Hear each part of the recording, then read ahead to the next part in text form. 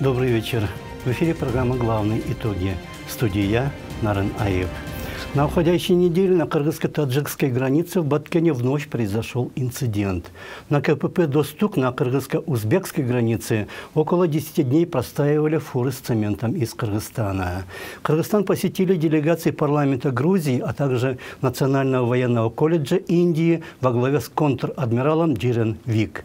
Кыргызская же делегация посетила Крым, естественно, через Россию. В узбекском Намангане состоялось совместное заседание военной коллегии пограничных ведомств Кыргызстана и Узбекистана. Национальный форум открытого правительства решили передать в ведение правительства. Газета «Суперинфо» выиграла в суде у Финпола. Объявлено об учреждении Общественной академии медицинских наук. В Бишкеке прошла конференция европейско-американских молодых лидеров. В Национальной библиотеке открылась российско-немецкая выставка «Белая роза» о студенческом сопротивлении режиму Гитлера в Мюнхене.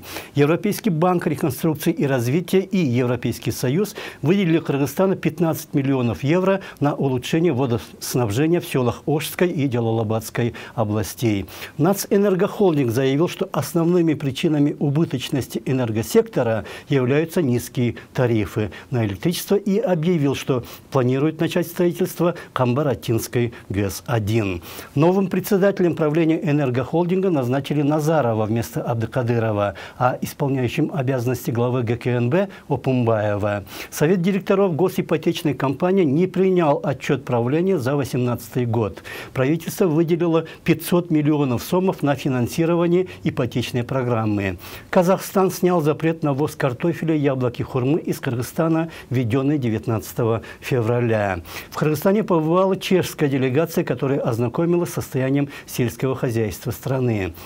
Открылась выставка «Агротехэкспо-2019». Кыргызпатент провел встречу с руководителями отелей, косметических салонов, спортивных клубов и объявил, что они должны выплачивать вознаграждение авторам за использование их музыки. В Бишкеке прошел круглый стол по проблеме возвращения памирских кыргызов на историческую родину.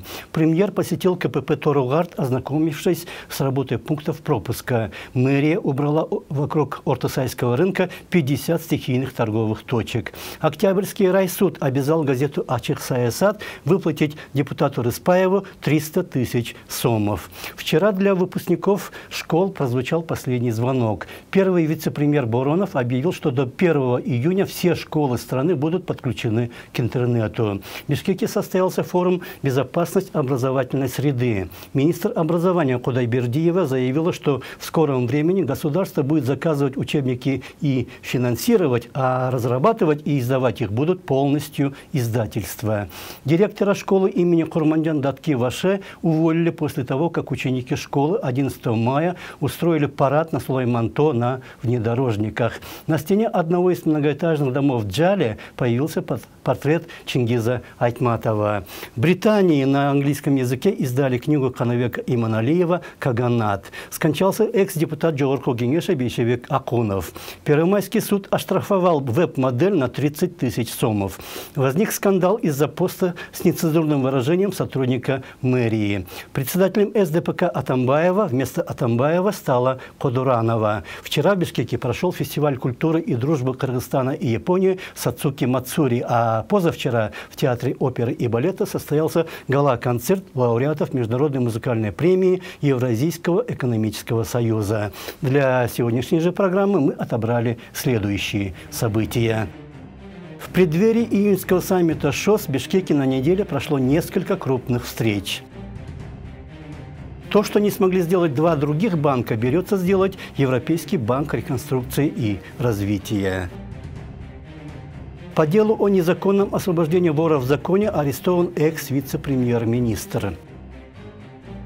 По стране прокатилась волна отставок и увольнений, но новые волны еще впереди. Конституционная палата приняла по одному и тому же вопросу два противоположных решения. Экс-глава управления ГКНБ приговорен к 5 годам лишения свободы. Детей, не способных за себя постоять, в Кыргызстане бьют, насилуют, калечат, продают. Новорожденные в Кыргызстане нуждаются в цифровизации. Интервью с Назгуль Турдубековой. Самый красивый заповедник страны Сарайчелек отметил свое 60-летие. Шедевр Николая Ге, хранившийся в Кыргызском музее, поврежден.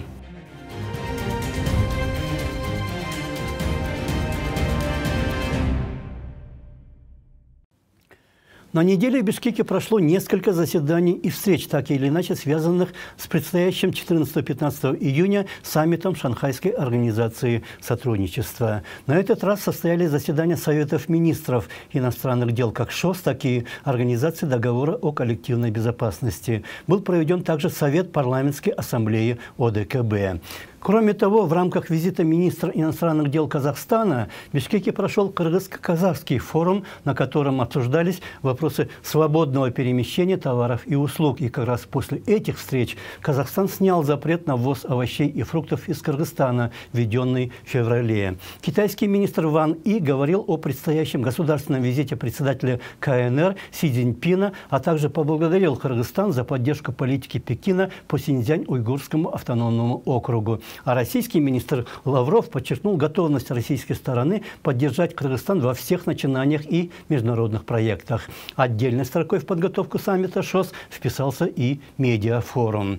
Кроме министров, в Бишкек приезжали и спикеры парламентов стран ОДКБ. В частности, председатель Государственной Думы Володин и даже вице-спикер Народной Скупщины Сербии Арсич, который говорил о необходимости политических консультаций, чтобы определить точки соприкосновения между Сербией и Кыргызстаном. Мы эффективно сотрудничаем в политической сфере, в противодействии терроризму, наркотрафику, экстремизму. Есть хорошие предпосылки для развития комплексной системы безопасности на площадке Шанхайской организации сотрудничества.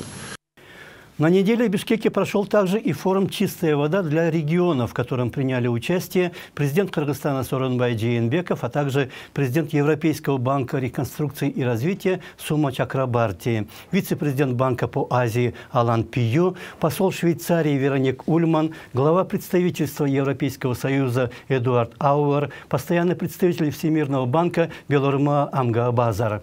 Обеспечение сельских регионов Кыргызстана чистой водой является одной из задач, на которые Жээнбеков обращает особое внимание. Были подписаны соглашения по реабилитации систем водоснабжения в селах Мурзаке, Куршап и Дюнгбулак, а также соглашение по улучшению системы водоснабжения в городе Джалалабад на общую сумму $15 миллионов. Мэр Бишкека Сурахматов и вице-президент банка Пию подписали меморандум по реализации программы «Зеленые города». А затем Пию и премьер Абылгазиев приняли участие в открытии в Бишкеке Центра климатического финансирования, который должен стать мостиком для получения финансовой помощи через национальные и международные климатические фонды. Как я отметил, вопрос чистой воды является одним из приоритетных в национальной стратегии. Поэтому вопрос обеспечения каждого села чистой водой будет под моим личным контролем. В возобновленном уголовном деле по незаконному освобождению в апреле 2013 года криминального авторитета Азиза Батукаева на неделе произошли новые аресты. Решением Первомайского районного суда Бишкека взят под стражу сроком на месяц экс-вице-премьер Шамиль Атаханов, курировавший в 2013 году силовой блок. В последнее время его сильно критиковали депутат Жогорку Кеңеша Зарылбек Рысалиев, возглавлявший в 2013 году КСИН и подчинявшийся Атаханову, а также экс-вице-президент Феликс Кулов, что было похоже на сведение счетов. Атаханов им отвечал в том же духе, но помягче. Однако один тот факт, что он не уехал из Кыргызстана, зная, что его могут арестовать, говорит о том, что следствие может выйти и на самого главного зачинщика внедрения в Кыргызстане воровских понятий. Атаханову надо только сделать следующий шаг и назвать имя этого человека. Тем более, что на неделе была выпущена под домашний арест Динара Сагинбаева, которая была в 2013 году министром здравоохранения и которая уже подписала досудебное соглашение о сотрудничестве со следствием. Возбуждено уголовное дело и в отношении судьи Джапара Эрматова, который выпустил на свободу Батукаева 9 апреля 2013 года, и сразу после этого режим Атамбаева возвысил его до председателя Нарунского городского суда. Спасибо. Не волнуйтесь, не волнуйтесь. Спасибо вам огромное. Огромное спасибо. Ну я тебе... Давай, держись, папа. Эта фикция скоро лопнет. Если фикция скоро лопнет, в Бишкеке возможны не просто громкие скандалы, а скандалы очень громкие. Ведь одно только то, что в некоторых правительственных структурах оказались дальние родственники премьер-министра или что у них зарплаты оказались слишком высокими, подняло в обществе такую волну, что была создана даже парламентская комиссия, которая все эти возмущения материализовала. Премьеру пришлось уволить даже главу своего аппарата вместе с его заместителем, а затем и председателя Госкомсвязи Бакыта Шаршембиева. А свояк Иманкадыр Рысалиев, не входивший в правительственные структуры, а назначенный руководить международным проектом превращения правительства Кыргызстана в открытое, ушел сам. Перед этим из компании КТ Мобайл ушли гендиректор Нурбек Мухамбетов и его зам Эрназар Иманкадыр Уулу. Однако в отношении компании Мегаком, которая из партнера КТ Мобайла превратилась в его главного конкурента и которая делает ровно то, что пытался делать КТ Мобайл, почти никаких претензий нет. Компания подписала соглашение, а потом отказалась его выполнять и остается в шоколаде. Подобная токсичность Мегакома может скоро кое-кому выйти боком, а тем временем следуют отставки за отставками. Подробнее в сюжете Бакыта Кулчуманова. Быть или не быть тем или иным министром в своем кресле? Этим вопросом задавались на этой неделе не только в обществе, но и в Джорго-Кенеше. Депутаты в открытую требовали от правительства снять с должности некоторых членов Кабинета министров. Причины в основном связаны с недостаточной квалификацией или просто скандалами вокруг занимаемых ими кресел. Особенно активно эта тема стала обсуждаться после недавних увольнений.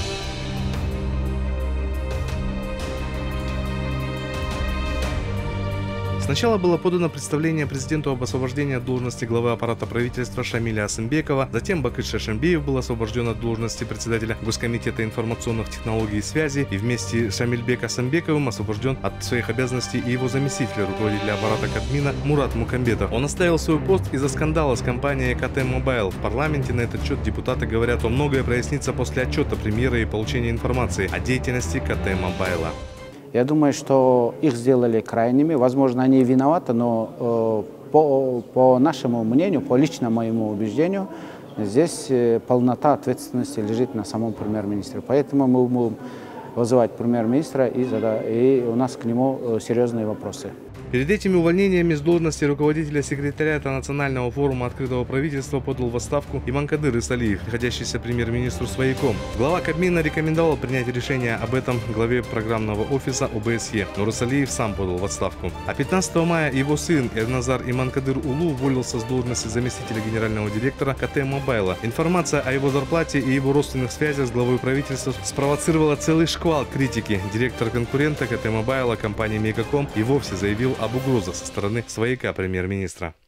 Это было не раз, очень много раз были и телефонные звонки, были разные угрозы, кроме того, есть и официальные письма. Говорил о моей семье, что этот проект очень важен для правительства. Я уважаю этого человека, его опыт. Из-за того, что я выступил против этого проекта, были такие угрозы. Я инициирую проверку, подключу правоохранительные органы. Я добью тебя внимательней, с семьей и с детьми.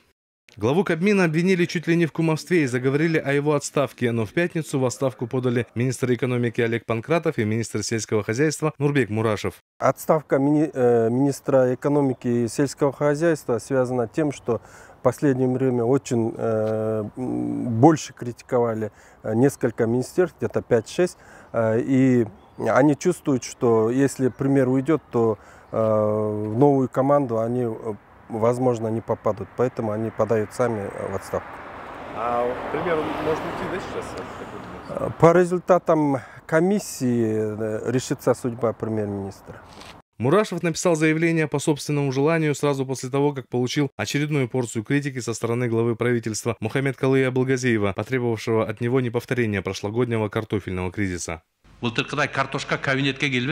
Чтобы, как в прошлый раз, не приносили пакеты с картофелем в кабинет, нужно уже вести переговоры с фермерами, чтобы они могли осенью продать продукцию. Искать клиентов, когда урожай уже собран, неправильно.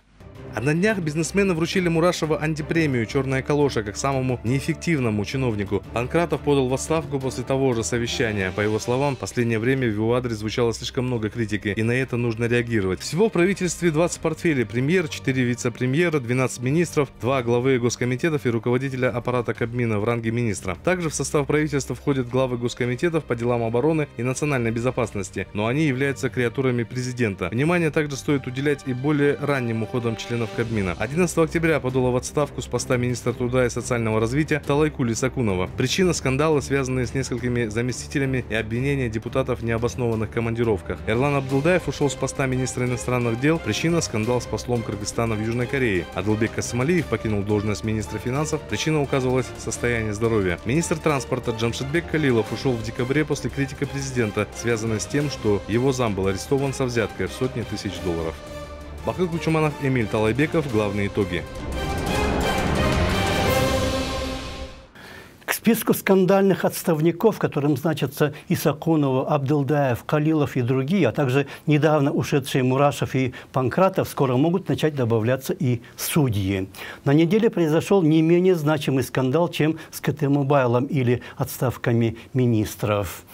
Дисциплинарная комиссия при Совете судей вынесла предупреждение действующему председателю Конституционной палаты при Верховном суде Эркинбеку Мамырову. Казалось бы, все началось в октябре, когда Конституционная палата защитила экс-президента Алмазбека Атамбаева, заблокировала законопроект, подготовленный депутатами Исхаком Масалиевым и Курманкулом Зулушевым, по которому экс-президенты лишались бы правового иммунитета и приравнивались бы по статусу к действующим депутатам. Этот законопроект потом пришлось серьезно менять, но сейчас депутаты копнули глубже. Конституционный суд и затем Конституционная палата на всем протяжении своей деятельности обслуживала власти, а теперь еще и начала обслуживать экс-власти. Мало того, по вопросу конституционного референдума, проведенного экс-президентом в декабре 2016 года, Конпалата с разницей в 2 года вынесла 2 противоположных решения, что разрушает саму палату.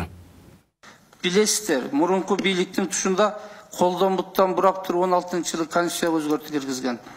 Вы знаете, прежняя власть выкрутила всем руки и внесла в 2016 году изменения в Конституцию. В 2014 году Эркин Мамыров был членом Конституционной палаты, и они 25 сентября приняли постановление, отказав Токтаиму Металиевой в рассмотрении ее заявления по 114 статье Конституции. Они сказали, что есть мораторий, и они это рассматривать не могут. Вот решение. А 11 сентября 2016 года Эркин Мамыров, будучи председателем, сам стал докладчиком, и они приняли решение, что моратория нет, и 114 статью можно менять. 114 беренен өзгөртсөңөр болот, мораторий жок деп мына кайра чечим кабыл алып беришти. Когда власти, меняя Конституцию, хотели в 2015 году вообще ликвидировать Конституционную палату, все гражданское общество встало на ее защиту и отстояло ее существование. Но после того, как она сохранилась, Конпалата начала в прежнем акаевско-бакиевском стиле защищать Атамбаева. Причем не только во время его властвования, но и после. В определенных кругах это называется «не сдавать своих» или «смерть предателя». Примерно таким же стойким защитником прежнего организованного преступного мафиозного клана являлся и экс-глава управления ГКНБ, а в последнее время телохранитель экса Дамир Мусакеев, который объявил в пятницу, что его бывшее родное ГКНБ пыталось подслушивать его шефа. А в тот же день вечером Свердловский суд Бишкека осудил его на 5 лет лишения свободы за то, что, работая в ГКНБ, он распределял выделяемые государством квартиры не по заслугам чекистов, а по степени близости к себе. Совсем недавно пришлось уйти в отставку председателю ГКНБ Кадыркулову. И все эти скандалы превращают былую самую главную спецслужбу в такую же грязную структуру, как Конпалата или Минсельхоз. Акаевдин убагындагы жан сакчыны ким билет? Кто помнит телохранителей времен Акаева? Кто знает имя телохранителя Бакиева? Почему они тратят столько черного пиара на телохранителя Атамбаева и стараются опорочить его? Вопрос Мусакеева кажется вполне логичным, но в отличие от Атамбаева, ни Акаев, ни Бакиев своих телохранителей или водителей не назначали на государственные должности. Они ими орденов Манаса тоже не давали. Атамбаев же девальвировал не только государственные награды или государственные должности, но и само государство.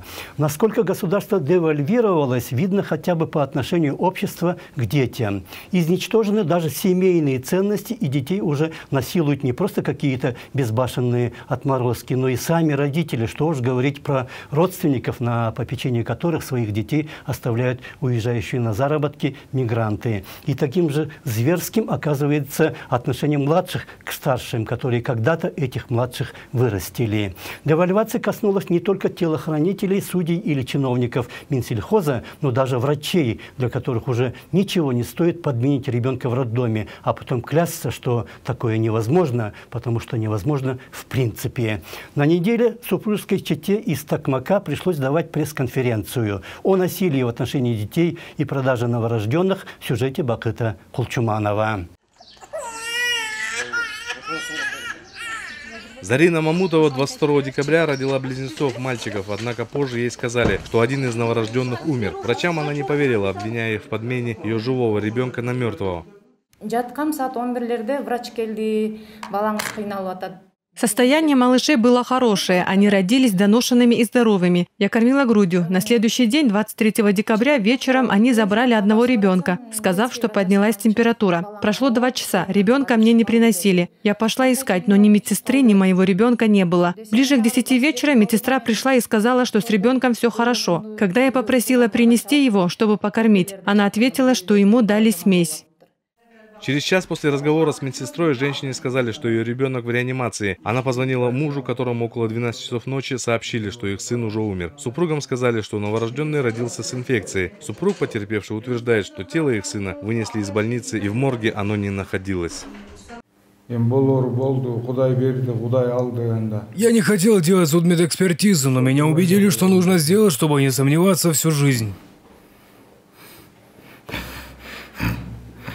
После разбирательств была проведена экспертиза, которая заключила, что ребенок, тело которого отдали в роддоме, был недоношенным и умер уже в утробе матери. Также экспертиза показала, что желудок ребенка был пуст, а мать утверждает, что кормила сына молоком и смесью. Семья обратилась в соответствующие органы, но дело пока не продвигается.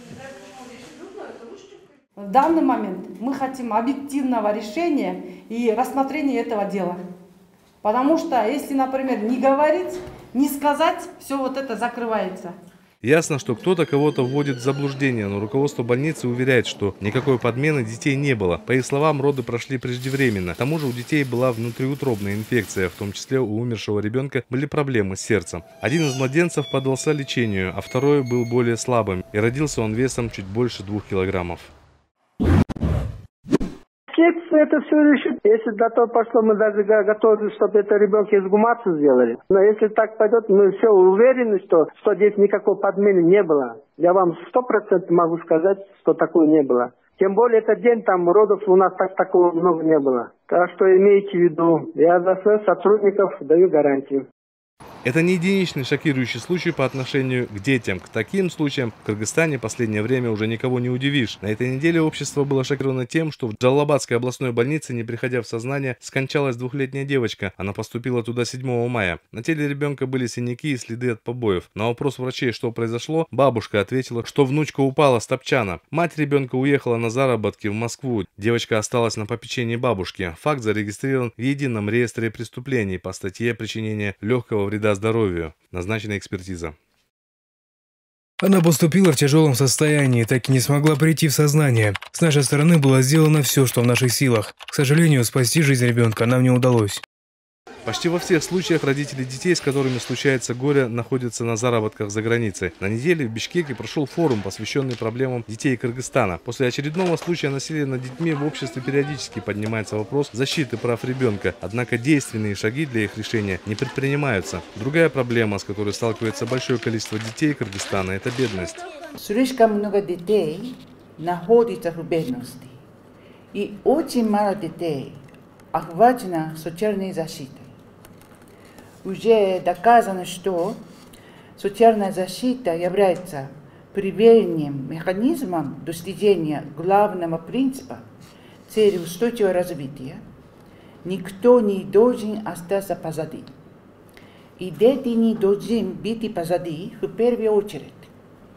Согласно исследованиям ЮНИСЕФ, в Кыргызстане порядка 2,5 миллионов детей. Проблема бедности сталкивается каждый третий из них. 50% семей, имеющих 4 или более детей, живут в бедности. Мы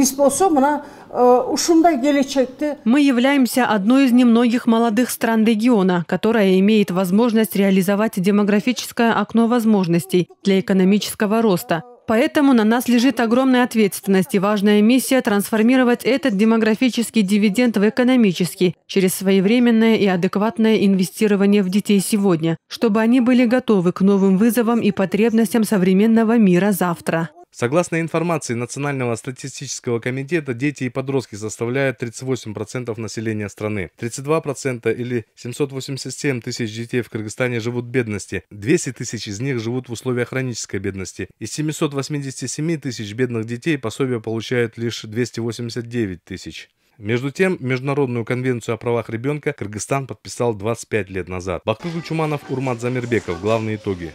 Рассказать о последних изменениях в обществе, из-за чего становится возможным насилие в отношении детей, наш корреспондент Бакыр Кучуманов попросил директора общественного фонда «Лига защитников прав ребенка» Назгуль Турлубекову.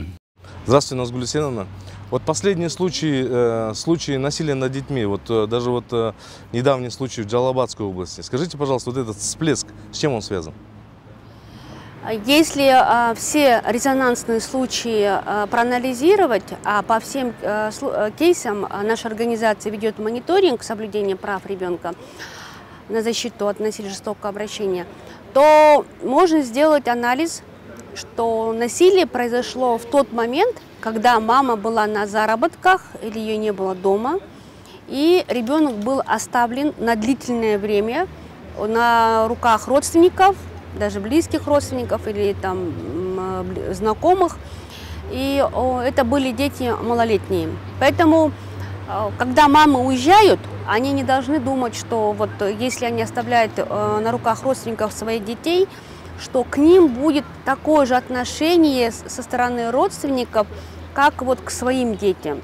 Автоматически уровень безопасности снижается в несколько раз. Это такой, знаете, естественная такая ситуация, и в этом не надо удивляться, просто надо быть бдительными и знать, что малолетних детей ни в коем случае нельзя оставлять на длительное время, даже если это близкие люди, потому что та же бабушка, тетя, дядя, сестры, они могут не досмотреть меру того, что это не является их биологическим родным ребенком. Там уровень бдительности автоматически снижается. Это такое, естественное такое. Вот этот последний случай в Джалабадской области, когда родственники утверждали, что он просто упал с лестницы.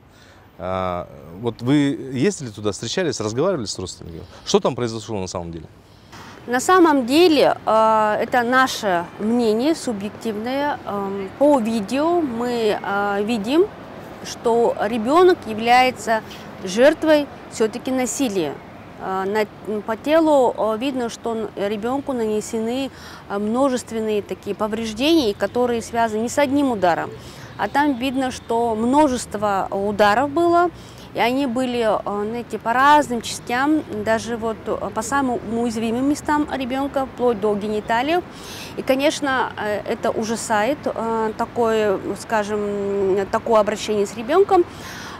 И вот лично наше мнение, что все-таки там было жестокое обращение в отношении ребенка.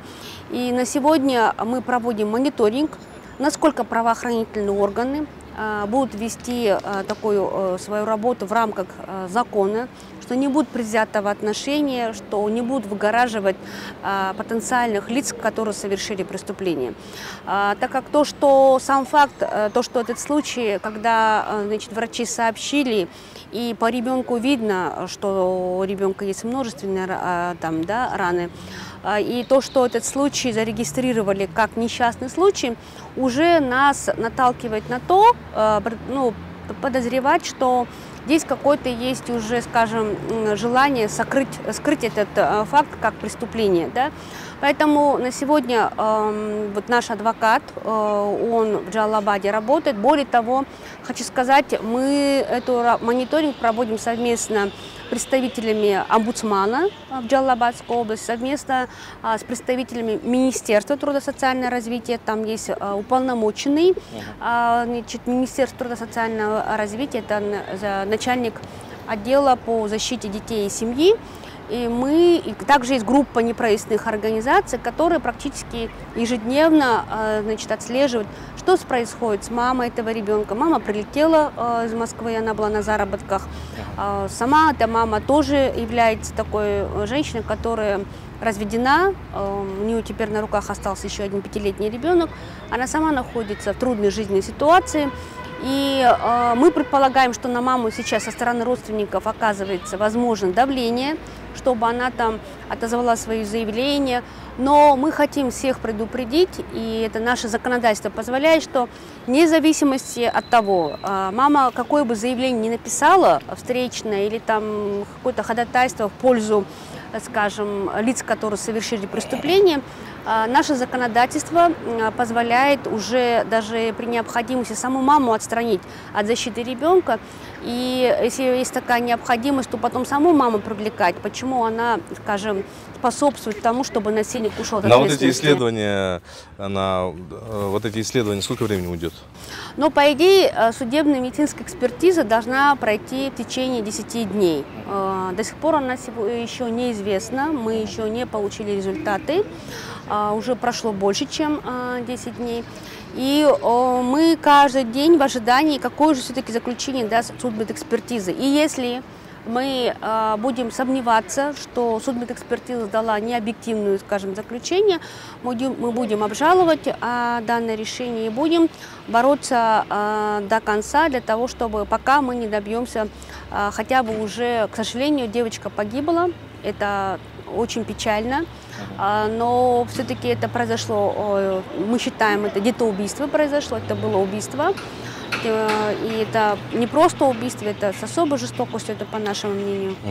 Назгуль Есеновна, фонд Лига защитника прав ребенка был создан в 2008 году, да? Да, наша организация, команда нашей организации создали этот фонд в 2008 году. Вот за все время работы вы сталкивались с различными случаями, и вот какой случай вы до сих пор не можете забыть? Вот настолько вас шокировало, что вы... Вы знаете, вот действительно в деятельности нашей организации поступало, практически, мы, к сожалению, получаем, наверное, еженедельно какую-либо информацию о том, что право того или иного ребенка, оно вот нарушено. И каждый случай, он тяжелый, он не оставляет равнодушен. Но, конечно, когда происходит насилие именно в отношении самых маленьких, новорожденных, детям, которым до 50 лет, и когда доходит до убийства, когда уже невозможно ребенка вернуть, или же, допустим, как в случае с 2-летним Ибрагимом, когда настолько, скажем, его здоровье было повреждено, что он инвалидизирован, и теперь, конечно, он не сможет жить полноценной жизнью. Такие случаи ужасают, и, конечно, когда собственные родители, мама или отец, скажем, применяют в отношении своего ребенка такие побои или избиения, когда происходят переломы рук, переломы ног, ребер, или же, допустим, когда собственный биологический родитель, скажем, совершает развратные действия сексуального характера в отношении своих собственных детей, мальчиков и девочек, или же происходит изнасилование. Вот эти случаи самые тяжелые, потому что, скажем, когда они еще тяжелы тем, что ребенок-то живет в этом окружении, и он как бы не может защититься, у него нет защиты, потому что это как бы закрытый институт, и никто не знает, соседи не могут подозревать, что происходит с ребенком. Близкие, даже родственники не могут подозревать, что происходит с ребенком. У нас были случаи, когда мать девочки не знала, что ее муж в отношении собственной родной девочки совершал сексуальное насилие на протяжении многих лет, и мама не знала об этом. Да?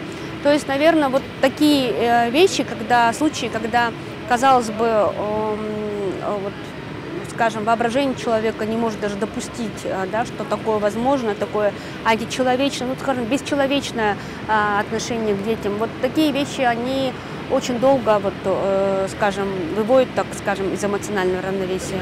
Вот, скажем так,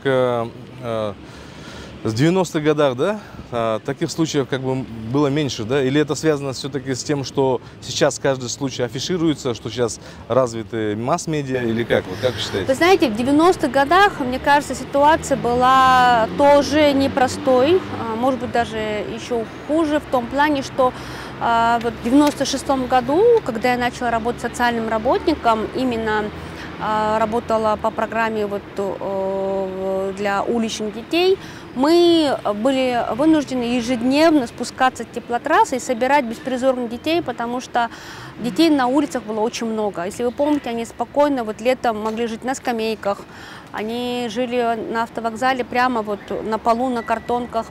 Очень много было работающих детей. Конечно, из-за того, что тогда не все так, скажем, придавалось огласке, может быть, мы меньше знали. Но 90-е годы были очень сложные.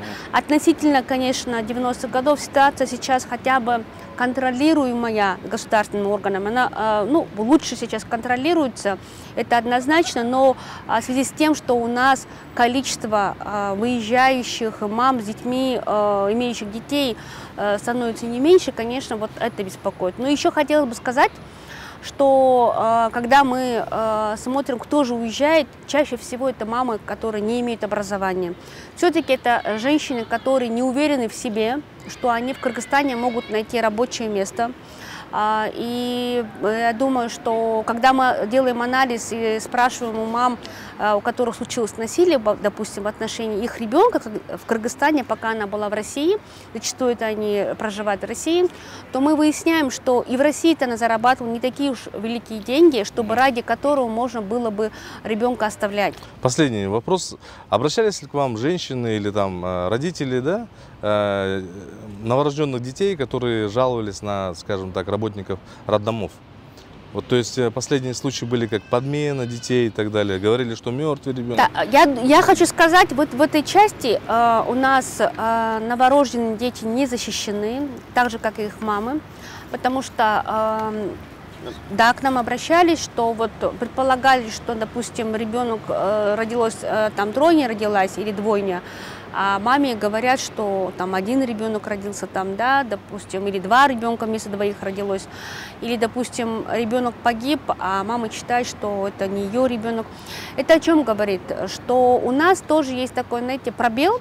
Когда ребенок рождается в отдельном доме, то мы уже делали рекомендации для государственной системы регистрации, для РГРС, что в условиях Кыргызстана очень важно, так как нету видеокамер в каждом родильной комнате, либо нужно видеокамеру устанавливать, либо, ну, там есть вопрос, скажем, да, вопрос частной жизни, тоже, скажем, насколько это возможно будет потом соблюдать защиту от распространения этой информации, когда момент рождения ребенка, да. Но тем не менее же мы считаем со своей стороны, что в условиях Кыргызстана, когда у нас такие случаи раз происходят, важно каждого ребенка, который рождается, тут же производить регистрацию через биометрическую систему. То есть, как только ребенок родился, то есть через пяточку, через палец, да, ребенка автоматически в течение нескольких часов проводит регистрацию. Я уверяю, такой подход, он бы, скажем, многократно сократил бы количество случаев, когда говорят, что ребенка подменили, ребенка украли, ребенок погиб и непонятно, где он, да, там, кражу ребенка. Поэтому на сегодня, я считаю, максимально надо стараться там, где у нас идет предоставление какой-либо услуги, особенно когда это касается жизни и здоровья детей, в целом безопасности, максимально все нужно оцифровывать. Это реально вообще? Или... Это реально. Например, я знаю, что в некоторых странах такие, значит, подходы уже они апробируют для того, чтобы, скажем, остановить торговлю детьми, людьми. Все, спасибо большое.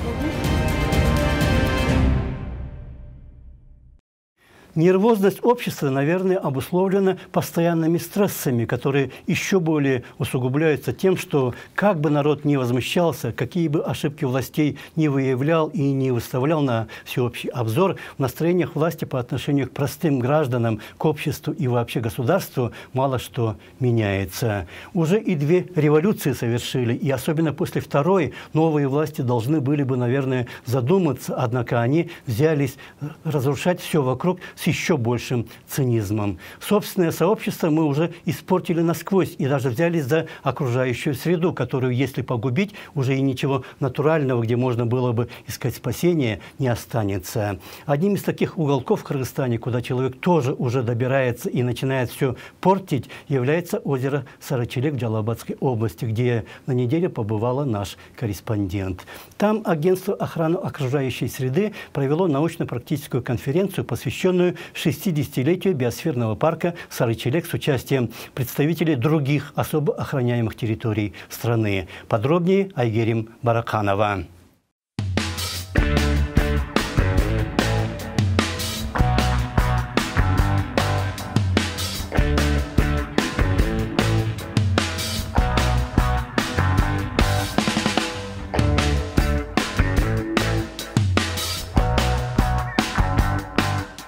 Заповедник Сарычелек по биоразнообразию не имеет себе равных не только в Центральной Азии, но и по всей Европе. Расположен он на склонах Чаткальского и Атойнокского хребтов Джалалабадской области. Образован в 1959 году с целью сохранения и изучения местной флоры и фауны. В 1979 году заповедник включен в список резерватов программы ЮНЕСКО «Человек и биосфера». Летом природный парк посещает более 1000 туристов. И, как отмечает лесник, далеко не каждый старается бережно относиться к уникальной экосистеме.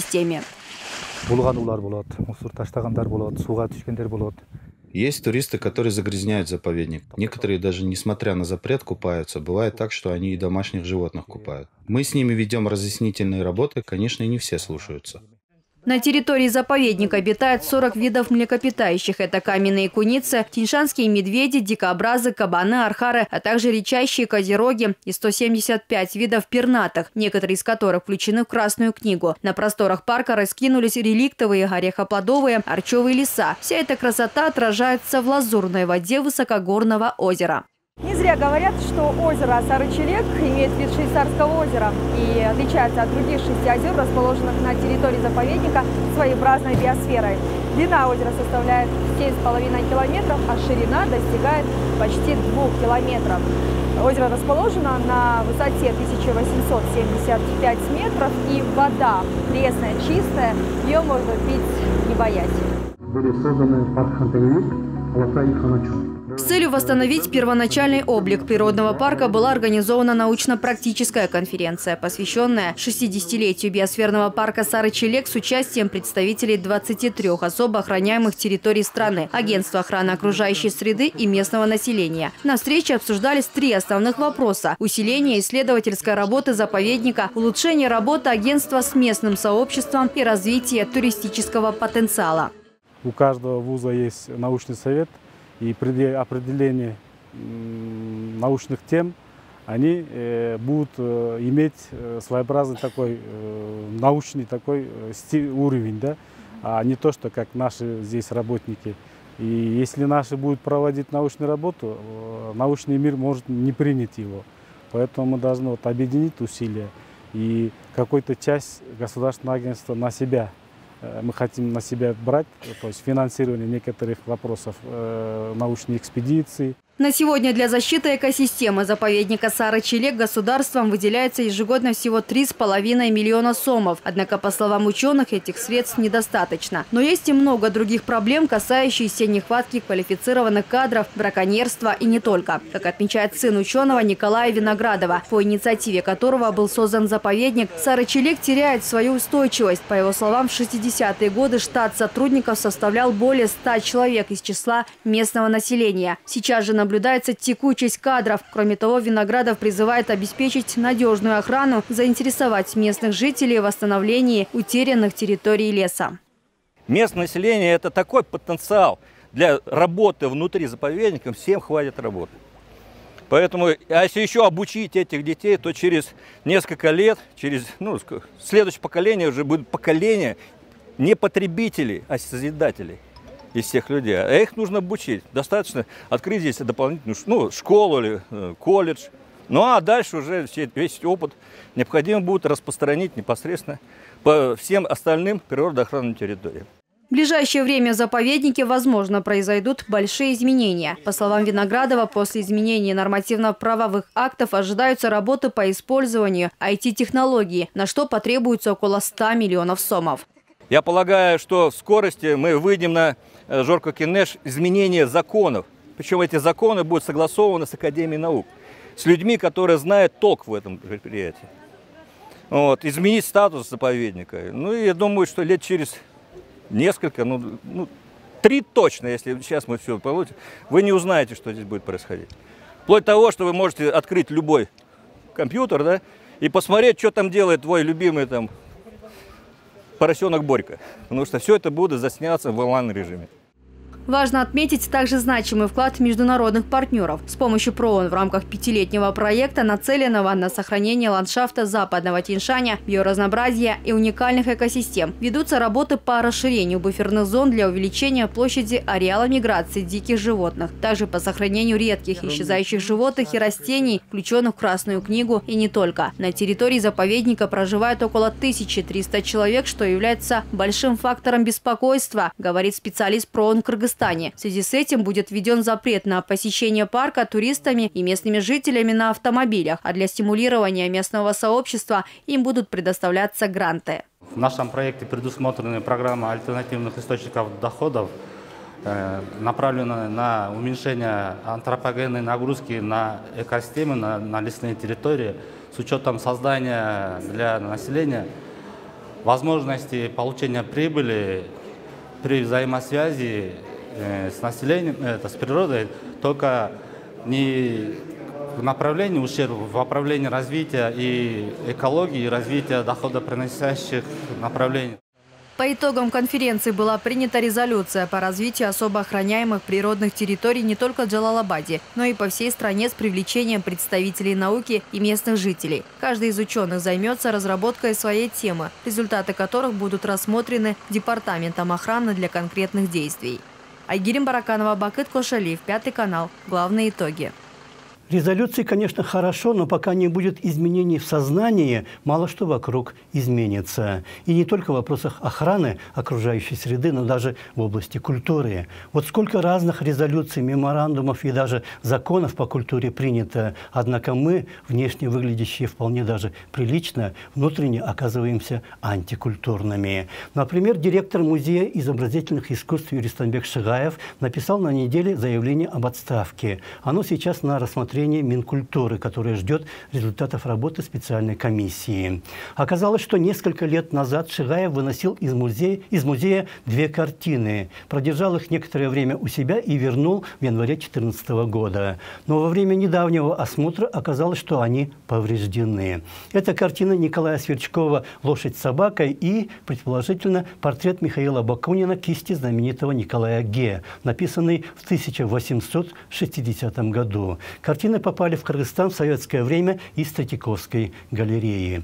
Если это действительно портрет работы Ге, да еще на нем изображен тот самый Бакунин, то работа бесценна. Шигаев признает вину и обязуется восстановить картины за свой счет, но он вообще не должен был им вредить. И куда подевались скульптура и художник, который всегда ратовал за жизнь картин? Каждая картина имеет свою историю. У нее свой статус, свои особенности. Поэтому я считаю, что если картина не висит на стене, это не картина. Она должна жить, на нее должны смотреть, у нее должна быть своя жизнь. Люди должны ее видеть. Люди должны видеть картины, иначе они не картины. Ирония состоит в том, что эти 2 картины почти не выставлялись и многие годы лежали в хранилище. Поэтому и отношение к шедеврам было наплевательское. Если к культуре такое отношение у руководителей культуры, то чего мы можем ожидать от, например, телохранителей, которые собирают журналистов и показывают им свои богатства, как будто в такой ситуации они покажут все. И странно было видеть, что журналисты все это распространяли, ни в чем не сомневаясь и даже живописуя. Но еще хуже ситуация с судьями. Конституционная палата принимает по одному и тому же вопросу два противоположных решения.